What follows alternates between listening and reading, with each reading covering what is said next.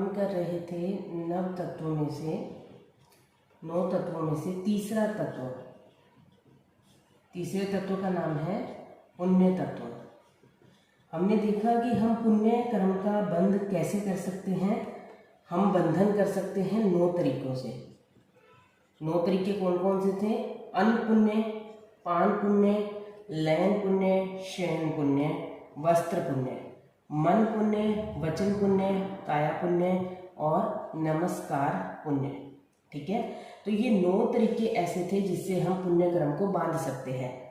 पुण्य कर्म ये अच्छे कर्म है, अच्छे कर्म करके पुण्य कर्म बांधा। अब पुण्य कर्म का जो फल है वो किस रूप में मिलता है? आपको उस दिन भी बताया था कि भोगने के 42 टाइप्स हैं।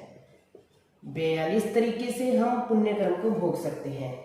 अब 8 कर्म थे, 8 कर्मों में से 8 कर्म की 148 प्रकृतियां होती हैं। अब वो प्रकृतियां जो हैं यानी कि जो टाइप्स हैं वो क्या है? 8 कर्म की जो टाइप्स हैं वो शुभ भी हैं और अशुभ भी हैं। ठीक है, तो उसमें से जो वेदनीय कर्म था, वेदनीय कर्म, नाम कर्म, गोत्र कर्म और आयुष्य कर्म, ये 4 ऐसे कर्म हैं जिनकी प्रकृतियां ये 4 अघाती कर्म है। कौन से कर्म है? अघाती कर्म है। ये अघाती कर्म की प्रकृतियां 2 टाइप्स की थी, मतलब ये शुभ भी हो सकती हैं और अशुभ भी हो सकती हैं। तो पुण्य के उदय से इन चारों कर्मों की शुभ प्रकृतियां हमें मिलती हैं। शुभ प्रकृतियों को हम भोगते हैं पुण्य कर्म की वजह से। और बाकी के जो 4 कर्म हैं, जैसे ज्ञानावर्णीय कर्म, ये कौन से कर्म आते हैं? घाती कर्म। ज्ञानावर्णीय, दर्शनावर्णीय, मोहनीय और अंतराय कर्म। ठीक है, ये चारों कर्म कौन से होते हैं? घाती कर्म, जो हमारे आत्मा की घात करते हैं। इसलिए इनको क्या बोलते हैं? आत्मा के गुणों की घात करते हैं, तो ये होते हैं घाती कर्म। घाती कर्म की जितनी भी प्रकृतियां होती हैं, जैसे ज्ञानावर्णीय कर्म की 5 है, दर्शनावर्णीय की 9 है, मोहनीय कर्म की 28 प्रकृतियां हैं और अंतराय कर्म की 5 प्रकृतियां हैं। ठीक है, तो ये सारी की सारी ही अशुभ होती हैं। तो पुण्य कर्म के उदय से हमें अशुभ प्रकृतियां तो नहीं मिलेगी, इसलिए ये चारों प्रकार के कर्मों की प्रकृतियां तो पुण्य कर्म वाला भोग ही नहीं सकता है। तो पुण्य कर्म से हम इन 4 कर्मों की शुभ प्रकृतियों को भोगते हैं। ठीक है, क्योंकि यही जो 4 कर्म है, अब उस दिन क्वेश्चन उठा था कि सिर्फ और हम ये 4 कर्म से ही पुण्य कर्म की प्रकृति को क्यों भोगते हैं, बाकी के 4 कर्मों से पुण्य कर्म की प्रकृति को क्यों नहीं भोगते हैं? बहुत अच्छा क्वेश्चन था जिसने भी पूछा। तो उसका जवाब ये है कि जो ज्ञानावर्णीय, दर्शनावर्णीय, मोहनीय और अंतराय, ये 4 घाती कर्म है, इनकी जितनी भी प्रकृति है 5, 9, 28 और 5, ठीक है, ये सारी की सारी अशुभ ही होती हैं। तो अशुभ प्रकृतियां पुण्य कर्म का फल हो ही नहीं सकता। पुण्य कर्म का फल तो शुभ रूप में मिलता है। ये हमने पहले ही दिन देखा था कि जो पुण्य कर्म होगा उसका फल शुभ रूप में हमें मिलेगा। तो शुभ प्रकृतियां केवल 4 कर्म है, उन्हीं की शुभ प्रकृतियां हो सकती हैं। इन चारों कर्मों की शुभ प्रकृतियां होती ही नहीं है। ठीक है, अब ये जो 4 कर्म है इनकी शुभ भी है प्रकृतियां, अशुभ भी है। इनमें से जो शुभ प्रकृतियां हैं वो हम पुण्य कर्म की वजह से भोगते हैं। अदरवाइज देखा जाए तो वेदनीय कर्म की जो होती है, ठीक है, इसकी 2 प्रकृतियां होती है, सातावेदनीय, असातावेदनीय। इसकी 93 और किसी किसी आगम में 103 भी बताई है। ओके, और गोत्र कर्म जो है उसकी 2 प्रकृतियां होती है, आयुष्य कर्म की 4 प्रकृतियां होती है। तो अब इसका टोटल कीजिए कितना हो गया। इनका टोटल आता है 101 या 111। अगर हम नामकर्म की 93 प्रकृतियां काउंट करते हैं तो इन सब का टोटल 101 होता है, यानी इन 4 कर्मों की 101 प्रकृतियां हैं। टोटल 148 है। अभी हम इनकी नहीं देख रहे, हम सिर्फ 4 कर्मों की देख रहे हैं। तो 101 और या फिर 111, अगर 103 लेते हैं नामकर्म की प्रकृतियां। किसी किसी आगमों के अंदर 93 भी बताई है और किसी किसी में 103 भी बताई है। तो ये डिपेंड करता है। अगर हम 101 मानते हैं, बट इस 101 या 111 के अंदर शुभ प्रकृतियां भी है और अशुभ प्रकृतियां भी है। ठीक है, अब इस 101 में से या 111 में से सिर्फ 42 प्रकृतियां ऐसी है जो क्या है? शुभ है, और बाकी की अशुभ है। तो ये सिर्फ 42 प्रकृतियां हमें पुण्य कर्म के उदय से मिलती है। ठीक है, तो पुण्य कर्म से हमने शुभ कर्मों का बंध किया और उसका फल हमें शुभ रूप में ही मिलेगा, सुख रूप में मिलेगा। तो वो कैसे मिल सकता है? इन्हीं 4 कर्मों की प्रकृतियों से मिल सकता है जो 42 टाइप्स की हैं। ठीक है। तो अभी हमने 4 कर्मों में से वेदनीय कर्म का देख लिया था। वेदनीय कर्म में 2 प्रकृतियां, वैसे तो साता वेदनीय और असाता वेदनीय। असाता तो अच्छी नहीं होती, साता वेदनीय शुभ होती है। तो पहली कौन सी आ गई? साता वेदनीय। ये जो हमारे शरीर को साता पहुंचती है वो किस वजह से पहुंचती है? हमने कोई पिछले जन्म में पुण्य कर्म किया होगा जिसकी वजह से हमारे शरीर में साता रहती है। ठीक है, मन के अंदर भी और शरीर के अंदर भी साता रहती है। फिर हमने किया था गोत्र कर्म। गोत्र कर्म में अगर हमें इस जन्म में उच्च गोत्र की प्राप्ति हुई है तो वो किस कर्म के उदय से है? पुण्य कर्म के उदय से। हमने पास्ट भाव के अंदर कोई ना कोई पुण्य कर्म किया होगा। आयुष्य कर्म के अंदर बताया था कि मनुष्य की आयु मिले या देवता की आयु मिले यानी देवायु, और या फिर असंख्यात आयुष्य वाले त्रियंच पंचेंद्रिय। ठीक है, त्रियंच की आयु मिली, त्रियंच पंचेंद्रिय की आयु मिली। बाकी त्रियंचों की बात नहीं हो रही है, सिर्फ पंचेंद्रिय। त्रियंच पंचेंद्रिय, उसमें भी कौन से पंचेंद्रिय जीव? जिनकी उम्र कितनी है? असंख्यात वर्ष की है, तो उसे भी शुभ आयुष्य के अंदर माना जाता है। ठीक है, तो हमने देखा सातावेदनीय कर्म एक प्रकृति हो गई, उच्च गोत्र दूसरी प्रकृति हो गई, मनुष्यायु, देवायु और त्रियंच पंचेंद्रिय की आयु 3 ये हो गई। ठीक है, 3 और 2 5, ये 5 प्रकृतियां हमने उस दिन देख ली थी। और बाकी की जो 37 प्रकृतियां बची है, टोटल 42 टाइप से हम भोग सकते हैं पुण्य कर्म को। तो 5 हमने उस दिन देख लिए थे। तो आज ये 37 टाइप्स के नामकर्म की प्रकृतियां हैं। नामकर्म सबसे बड़ा कर्म है, इसकी वजह से ही हमें सब कुछ, रंग रूप शारीरिक बनावट जो भी मिलता है वो सब हमें इसी कर्म की वजह से मिलता है। तो नामकर्म की 37 प्रकृतियां कौन कौन सी है वो आज हम देखेंगे। ठीक है, यहाँ तक क्लियर है? पुण्य कर्म 42 टाइप से भोगा जाता है, राइट, भोगा जाता है। और 4 कर्मों से भोगा जाता है, क्योंकि 4 ही कर्म ऐसे हैं जिनकी शुभ प्रकृतियां होती हैं, बाकी चारों की प्रकृतियां अशुभ ही होती हैं। तो वेदनीय कर्म का एक प्रकृति, गोत्र कर्म की एक प्रकृति, आयुष्य कर्म की 3 प्रकृति, यहाँ तक देख लिया। उसके बाद आता है नामकर्म। नामकर्म की 37 प्रकृतियां ऐसी हैं जो शुभ हैं, हमें शुभ नामकर्म के वजह से ये मिलती है। ठीक है, वैसे देखा जाए शुभ नामकर्म अशुभ नामकर्म 2 ही है, लेकिन उसके आगे डिटेल करते हैं। तो 37 प्रकृतियां ऐसी हैं नामकर्म की जो हमें पुण्य के उदय से मिलती है। तो सबसे पहले हमारा आता है जो हमें मिलती है मनुष्य की गति। मनुष्य गति, इसमें 4 प्रकार की गति बताइए, जिसमें से मनुष्य गति और दूसरी है देव गति। ये दोनों पुण्य के उदय से हमें प्राप्त होती है। तो मनुष्य गति, देव गति क्या होती है वो आपको पता ही है। जब हम मनुष्य भव के अंदर जन्म लेते हैं तो हम बोलते हैं हमारी गति कौन सी है? मनुष्य गति है। 25 बोल के थोड़े में किया है, पहले बोले गति 4 प्रकार की गतियां बताई गई है। अगर हमें मनुष्य की गति मिलती है, मनुष्य के भव में जन्म मिलता है, या देव की गति मिलती है, देवलोक के अंदर जन्म मिलता है, तो ये किसकी वजह से मिल रहा है? शुभ पुण्य कर्म की वजह से। ठीक है ना, शुभ नामकर्म कह सकते हैं या पुण्य कर्म की वजह से। ये पुण्य कर्म का उदय है कि जो हम कहते हैं ना अनंत पुण्य का उदय होता है तो मानव भव की प्राप्ति होती है, या कोई पुण्यवान जीव ही होता है जो देवलोक में जाकर के जन्म लेता है। तो ये सब कुछ क्यों बोलते हैं? पुण्यवान जीव होता है या पुण्य का उदय होता है, क्योंकि पुण्य कर्म की ही प्रकृति है। पुण्य के कारण से ही हमें मनुष्य गति और देव गति प्राप्त होती है। तीसरी चीज हमें जो पुण्य कर्म से मिलती है वो है पंचेंद्रिय जाति। जाति 5 हमने पढ़ी थी, एक इंद्रिय जाति, वेंद्रिय जाति, तेंद्रिय जाति, चौंद्रिय, पंचेंद्रिय जाति। उसमें से पंचेंद्रिय जाति को शुभ माना जाता है, क्योंकि इनके पास क्या होता है? 5 इंद्रियां होती है, 1 से लेकर 5 तक की सारी इंद्रियां होती हैं, श्रोत इंद्रिय, चक्षु इंद्रिय, घ्राण इंद्रिय, रसनेन्द्रिय और स्पर्श इंद्रिय। 5 इंद्रियों का मिलना भी पुण्य का उदय है। कहते हैं ना, मानव का जीवन मिले प्लस पूर्ण इंद्रियां मिले तो वो और भी उत्तम बात है।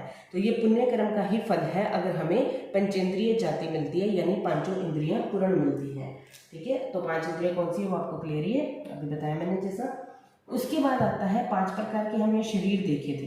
ठीक है, 7वें बोले शरीर 5 करे थे। औदारिक शरीर, वैक्रिय शरीर, औदारिक, वैक्रिय, आहारक, तेजस और कार्य। ठीक है, तो अब इसको दोबारा रिपीट करने की नीड नहीं है। आप जानते हैं शरीर 5 होते हैं, और कौन कौन से शरीर होते हैं? औदारिक, वैक्रिय, आहारक, तेजस और कार्बन। इन 5 शरीरों की प्राप्ति होना भी पुण्य का उदय है। पुण्य की वजह से हमें ये शरीर मिलते हैं। औदारिक शरीर तो वैसे ही पुण्यवान जीव को प्राप्त होता है, ठीक है। औदारिक शरीर से ही हम मोक्ष की साधना कर सकते हैं। ये औदारिक शरीर किसके पास होता है? मनुष्य और त्रियंचों के पास होता है, ठीक है। तो अब त्रियंच में भी हम एटलीस्ट श्रावक के व्रतों को ग्रहण कर सकते हैं, ठीक है। और मनुष्य भाव ऐसा भाव है जहाँ से मोक्ष तक की साधना की जा सकती है। तो मनुष्यों के पास कौन सा शरीर होता है? औदारिक शरीर। औदारिक शरीर स्थूल शरीर होता है, बड़ा शरीर होता है, दिखाई देता है आंखों से, तो उसको स्थूल शरीर कहते हैं। तो पुण्य का उदय होता है तो औदारिक शरीर की प्राप्ति होती है। हाड़ मांस का पिंजर होता है, सप्त धातुओं से मिलकर के बना होता है, ये सब आपको पता है। फिर है वैक्रिय शरीर। वैक्रिय शरीर जो जन्म से ही मिलता है, वो तो देवताओं और नारकियों को मिलता है, यानी कि अपना रूप छोटा बड़ा कर सकते हैं, अपना रूप परिवर्तित कर सकते हैं, किसी के भी रूप में वो ढल सकते हैं, ठीक है। और एक जगह से दूसरी जगह बड़ी आसानी से आ जा सकते हैं कुछ ही सेकंड्स के अंदर। तो ये कुछ पावर्स होती हैं वैक्रिय शरीर वालों की। तो क्या ये मनुष्यों के पास हो सकता है? मनुष्य के पास, त्रियंच के पास ये हो सकता है, लेकिन वो लब्धि प्रत्यय होता है, यानी कि साधना करके हम इसको प्राप्त कर सकते हैं। बट पंचमार्य में ये नहीं है। लेकिन ये शरीर भी शुभ माना जाता है, शुभ कर्म का उदय आता है, तो हमें वैक्रिय शरीर की प्राप्ति होती है, ठीक है। अब यहाँ पे कौन से वैक्रिय शरीर की बात करी जा रही है? देवताओं वाले। और अब नरक में जाना तो कोई शुभ नहीं है, नारकियों के पास भी वैक्रिय शरीर ही होता है, लेकिन वो तो कोई शुभ बात नहीं हुई ना। तो वो भव प्रत्यय की बात नहीं चल रही यहाँ पर, लब्धि प्रत्यय, यानी कि कोई व्यक्ति अगर साधना से वैक्रिय शरीर को प्राप्त करता है तो ये भी उसके पुण्य का उदय होता है। ऐसे ही साधना करके आहारक शरीर की प्राप्ति होती है। आहारक शरीर 14 पुरुषधारी मुनिराज के पास ही होता है और किसी के पास नहीं होता, ठीक है। और ये एक जन्म में 2 बार यूज कर सकते हैं इसे। और ये किस लिए यूज किया जाता है? जब कोई शंका होती है और तीर्थंकर धरती पर हो नहीं, तो महाविद्य क्षेत्र के अंदर एक हाथ का पतला निकाल करके भेजा जाता है, जो प्रश्न का उत्तर समाधान लेकर के आता है, या तीर्थंकर की रिद्धि को देखने की इच्छा होती है, तो इस शरीर का उपयोग किया जाता है। तो ये शरीर क्या है, कैसे उपयोग किए जाते हैं, ये सब आपको पता है। बट मेरे को यहाँ पे ये बताना है आपको कि औदारिक शरीर है, चाहे वैक्रिय है, चाहे आहारक है, और तेजस और कार्बन भी, जो हमें हमेशा मतलब अनंत काल से हमारे साथ ही चल रहे हैं ये तो, और जब तक मोक्ष नहीं होगा तब तक ये साथ ही चलेंगे। तो इन 5 शरीरों का मिलना अपने आप में पुण्य कर्म का उदय होता है। जब पुण्य कर्म का उदय होता है तभी हमें ये 5 शरीरों की प्राप्ति होती है। इसलिए इन 5 को भी किस में लिया गया है? पुण्य कर्म की प्रकृतियों में, मतलब पुण्य कर्म जो हम भोगते हैं 42 प्रकार से, तो उसमें ये 5 को भी लिया गया है। नामकर्म की प्रकृतियां हैं ये, तो नामकर्म के उदय से तो हमें मिलता ही मिलता है, बट ये हमारा पुण्य का उदय होता है, जिसकी वजह से हमें ये शुभ शरीर मिलते हैं, ठीक है। उसके बाद आ जाता है हमारा अंगोपांग। 9वां पॉइंट है अंगोपांग। अंग प्लस उपांग, यानी कि शरीर तो मिल गया। अब औदारिक शरीर है, जैसे औदारिक शरीर, वैक्रिय शरीर और आहारक शरीर, सिर्फ ये 3 ही शरीर ऐसे हैं जो स्थूल हैं, जो दिखाई देते हैं। तेजस और कार्बन बहुत सूक्ष्म हैं, इनके अंगोपांग नहीं होते। तो 3 प्रकार के अंगोपांग होते हैं, जिसमें से औदारिक, वैक्रिय और आहारक शरीर के अंगोपांग होते हैं। तो ये अंगोपांग यानी कि शरीर मिला, उसके बाद हाथ मिले, हाथ के अंदर फिंगर्स मिली, थंब मिला, ये सारी चीजें इनको उपांग कहा जाता है, ठीक है। नाक, कान, आँख, ये सब अंग, उपांग, ये सब मिलना। तो अगर ये शुभ मिलते हैं हमें, तो ये किसकी वजह से आते हैं? ये अंगोपांग का मिलना। कई बार होता है ना कि मानव तो बन गए, लेकिन किसी की आँख नहीं है, किसी के नाक नहीं है, कान नहीं है, या कोई बोल नहीं सकता है, कोई सुन नहीं सकता है, कोई देख नहीं सकता है। तो इस प्रकार की जो प्रॉब्लम्स आती है वो पाप कर्म के उदय से आती है। लेकिन अगर पुण्य कर्म का उदय है तो हमें सभी अंगोपांग पूर्ण और स्वस्थ मिलते हैं, ठीक है। तो ये भी पुण्य कर्म की एक प्रकृति है, पुण्य कर्म का ही उदय है। फिर आ जाता है सहनन। सहनन का मतलब क्या होता है? सहनन 6 होते हैं। सहनन का मतलब होता है हमारे हड्डियों की संरचना, जैसे हमारी हड्डियां हैं वो कितनी मजबूत हैं, या कितनी मतलब बहुत ज़्यादा, इतनी धक्का लगा, हल्का सा गिरे और टूट गई, इतनी नाजुक है। तो हड्डियों की संरचना को सहनन कहते हैं। पहली बात तो ये कि हड्डियों की संरचना को सहनन कहते हैं, जो कि 6 प्रकार की होती है। हड्डियां 6 प्रकार की, हड्डियों की स्ट्रक्चर 6 तरीके की हो सकती है। वज्र, ऋषभ, नराज, सहनन, देन नराज, फिर ऋषभ, नराज, सहनन, फिर नराज, फिर अर्ध नराज, फिर सेवा, किलिका और फिर सेवार्तक, ठीक है। इस तरीके से मतलब 6 नाम है। ये वैसे मैंने पहले भी एक्सप्लेन किया हुआ है, आप चाहें तो जाकर के देख सकते हैं। ओके, तो सहनन का मतलब क्या होता है? हड्डियों की संरचना। इन 6 प्रकार के सहनन में से जो सबसे मजबूत हड्डी है वो किसकी होती है? वज्र ऋषभ नाराज सहनन वाले की। जो पहला पॉइंट है वज्र ऋषभ नाराज सहनन, मतलब ये इतनी मजबूत हड्डियां होती है कि आकाश में उछाल करके इनके शरीर को नीचे फेंक दिया जाए तो भी हड्डी का कुछ नहीं बिगड़ता, मतलब बिल्कुल भी हड्डी धुरती तक नहीं है, टूटना तो बहुत दूर की बात है। तो ये हमारे जितने भी तीर्थंकर होते हैं, चक्रवर्ती, बलदेव, वासुदेव होते हैं, इन सबके पास वज्र ऋषभ नाराज सहनन ही होता है। आपने कई बार सुना होगा कि भगवान महावीर स्वामी को इतने मर्मांतिक कष्ट आए कि देवलोक के देवता ने हाथी का रूप बना करके उन्हें सूंड में उठा करके ऊपर आकाश में उछाल के और नीचे फेंक दिया। स्टिल वो जिंदा है, स्टिल उनको कुछ नहीं हुआ, कोई चोट नहीं आई, कुछ नहीं हुआ। क्यों? उनकी कोई हड्डी नहीं टूटी, कोई उनको हॉस्पिटल नहीं जाना पड़ा, कुछ भी नहीं हुआ। क्यों? क्योंकि उनका वज्र ऋषभ नाराज सहनन होता है। ये नियम ही है कि हर तीर्थंकर का वज्र ऋषभ नाराज सहनन होता है। उनकी हड्डियों की रचना इतनी मजबूत होती है कि उनको ऊपर से नीचे भी गिरा दिया जाए तो भी वो टूटती नहीं है। तो ऐसा शुभ सहनन किसकी वजह से मिलता है? पुण्य कर्म की वजह से मिलता है। तो ये भी एक पुण्य कर्म का भोग हो गया। इसके अंदर एक ही लेना है, बाकी सब मिलते हैं ठीक है, लेकिन वो पुण्य कर्म का हो जाए, नहीं पुण्य कर्म के देने ये लेना है। उसके बाद आता है संस्थान। संस्थान क्या होता है? जैसे ये हड्डियों की संरचना थी, ऐसे संस्थान जो होता है वो शरीर की संरचना है, शरीर की आकृति है। ठीक है, क्या होता है? शरीर की आकृति, कि हमें कैसा शरीर मिला है। आपने देखा होगा किसी किसी का शरीर कैसा होता है, टांगे जो नीचे वाला हिस्सा होता है, नाभि से नीचे वाला हिस्सा तो बहुत छोटा होता है और ऊपर का हिस्सा बहुत बड़ा होता है, या किसी का ऊपर का हिस्सा बहुत छोटा होता है और नाभि से नीचे का यानी टांगे बहुत लंबी होती हैं। और किसी किसी मतलब कोई कोई बोना होता है, कोई कोई बहुत लंबा होता है, किसी का शरीर बिल्कुल टेढ़ा मेढ़ा होता है अष्टावक्र की तरह से। तो इस प्रकार से अलग अलग जो आकृतियां हमें मिलती हैं शरीर की, उसे क्या बोला जाता है? संस्थान बोला जाता है। अब ये भी 6 प्रकार की आकृतियां होती हैं। उसमें जो शुभ है, सबसे ज्यादा शुभ, वो है सम चतुरस संस्थान। ये संस्थान सबसे शुभ होता है। संस्थान 6 प्रकार के होते हैं। सम चतुरस संस्थान, निग्रोध परिमंडल संस्थान, सादी, वामन, कुब्बज और हुंडक। ठीक है, जिसमें से किसी का शरीर बोना है, किसी का शरीर लंबा है, किसी का टेढ़ा मेढ़ा है, किसी के नाभि से नीचे का हिस्सा छोटा है, किसी के नाभि के ऊपर का हिस्सा छोटा है, इस प्रकार से माना जाता है। लेकिन जो समचतुरस संस्थान है, नाम से क्लियर है, समचतुरस यानी कि चारों हिस्सों से सम यानी कि बराबर है। ठीक है, यानी कि उनके शरीर को अगर हम देखें तो इस कंधे से लेकर के इस पैर तक और इस कंधे से लेकर के इस पैर तक, इस प्रकार इनका ये संस्थान बराबर रहता है। जितनी लंबाई यहाँ से यहाँ तक की है उतनी ही लंबाई यहाँ से यहाँ तक की। कोई व्यक्ति है जो चौकड़ी मार करके बैठा है तो उसके जो ये शोल्डर है, ठीक है, शोल्डर से लेकर के इस पैर तक ये सब बराबर रहेगा और इस यहाँ से लेके यहाँ तक बराबर रहेगा, मुख से लेकर के यहाँ तक बराबर, यहाँ से लेके यहाँ तक बराबर। यानी कि उनका जो शरीर है, जैसे ये शरीर बना हुआ है तो उनका जो ये शरीर है ये चारों कोनों से बराबर है, इसीलिए इनको बोलते हैं समचतुरस संस्थान। ऐसा संस्थान तीर्थंकरों का, चक्रवर्तियों का, बलदेव, वासुदेव, इन सबका जो होता है वो समचतुरस संस्थान होता है। तभी तो कहते हैं ना कि पहले के टाइम में लंबी लंबी तपस्या कर लेते थे या कितने कितने वर्षों तक ध्यान साधना में बैठे रहते थे, एक ही आसन में बैठे रहते थे। आज हम 5 मिनट भी चौकड़ी लगा करके भी बैठ जाए, सिंपल आसन में भी बैठ जाए या वीर आसन में बैठ जाए तो हमारा पैर सोने लगता है, हमें प्रॉब्लम होने लगती है।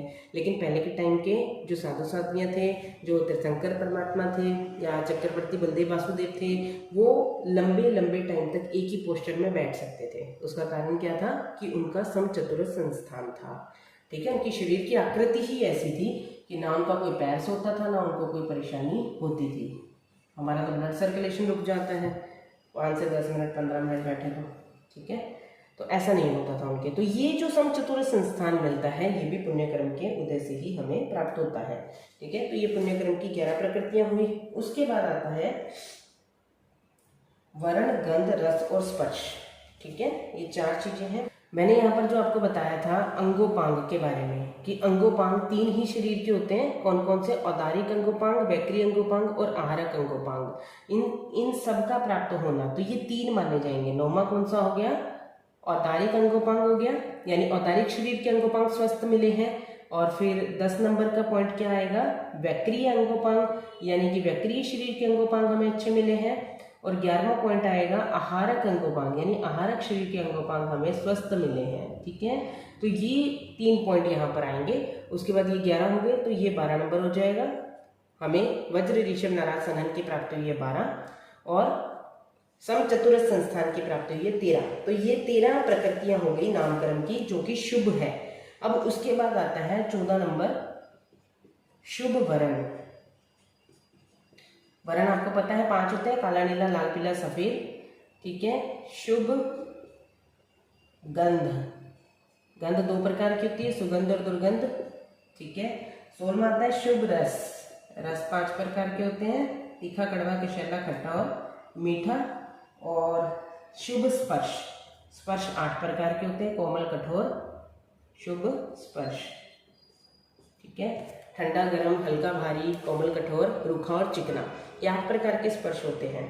तो जब हमें पुण्य कर्म के उदय से शुभ वर्ण मिलता है, कहते हैं ना ये तो बहुत सुंदर है, इसका गोरा रंग है, या इस तरीके से, तो वो किस वजह से मिलता है शुभ वर्ण। जैसे हंस का है, हंस को भी बहुत अच्छा प्यारा रंग माना जाता है, कौवे के रंग को अच्छा नहीं माना जाता, उसका काला रंग है। ठीक है, तो इस प्रकार से जब हमारे शरीर को सुंदर रंग की प्राप्ति होती है, तो वो पुण्य कर्म के उदय से ही प्राप्त होती है। शुभ वर्ण, शुभ गंध, यानी कि हमारे जीवित शरीर में से, मरे हुए शरीर में से तो सबकी दुर्गंध आती है, लेकिन जीवित शरीर में अगर सुगंध आती है और दुर्गंध नहीं आती है, तो ये शुभ गंध नामकरण का उदय होता है, जिसकी वजह से हमारे शरीर में से, ऐसा नहीं डीओ वगैरह लगा करके शुभ गंध आ रही है, नेचुरली।